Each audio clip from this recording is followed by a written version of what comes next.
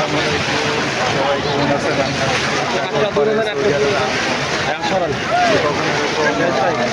ছবি দেখি নাই, মানে দৃশ্য দেখি নাই।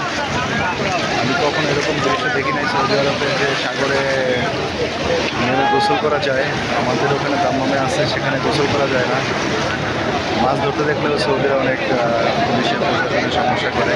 এখানে অনেক মজা পাইতেছি, অনেক মজা লাগতেছে। কোনো একটা বন্ধু নিয়ে আসছে আমার সাথে, আমার সাথে আসছে, তো ভালোই লাগতেছে, আসলে অনেক আনন্দ লাগতেছে, অনেক মজা লাগতেছে।